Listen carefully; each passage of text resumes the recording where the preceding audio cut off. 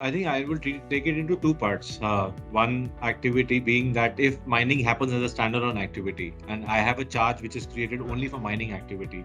Suppose I have got a mining activity going because I've set up an infrastructure and somebody only comes to me and tells me, look, do the mining activity and whatever, whatever, Bitcoin or anything which comes out of it and whatever activities you do, I would just want to outsource them to you and you do my mining activity. I'll charge you can charge me for that activity as a fee and I will pay you that. That's covered as a service right now. There is no exclusion to that in the law. There is no specific mention of that activity, but since that activity is ultimately not mentioned any specifically, if there is a service element to it, which means that I'm doing it as a service and I'm only collecting a fee for an activity standalone, and I charge that to somebody.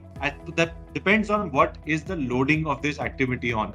If I load it to the whole activity of mining, to the ultimate supply or the sale of Bitcoin or any other asset for that matter, which is created out of it, then if the mining activity per se is a service separately as a fee, I pay GST on that. If it is done for a person sitting outside India, I might be able to qualify as an export if I get money in convertible foreign exchange. But if I do it in India, 18% could be a potential liability on the person who's doing the mining.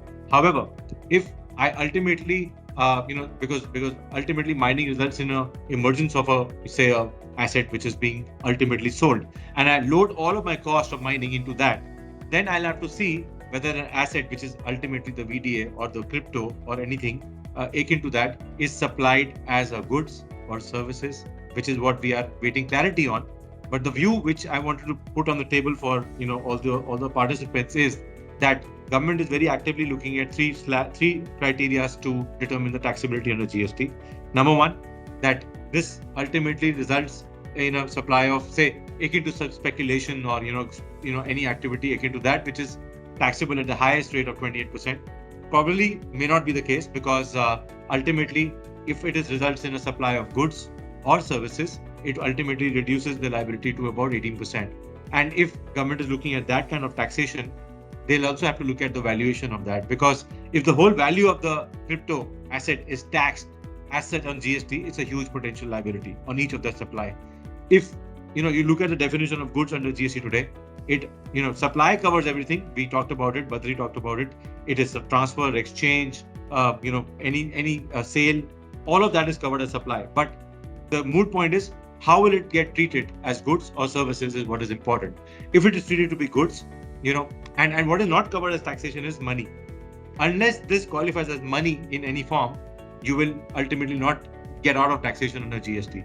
Then it will be a classification issue, whether it will be classified as goods. If it is classified as goods, it might get to the argument that it is something which is creation, it is intangible, and intangibles today, a permanent transfer of intangible is treated to be supply of goods.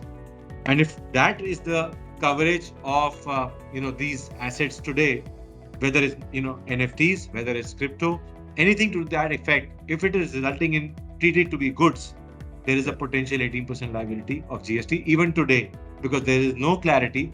But if you look at the coverage of intangibles, it probably could cover these intangibles in form of IPR or otherwise.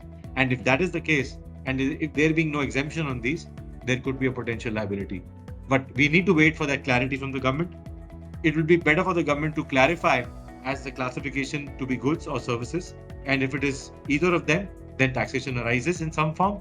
If it is akin to money and it gets regulated as a currency, then obviously there is an exclusion, because transactions in money which are authorized or which are approved by RBI are not taxable as under GST.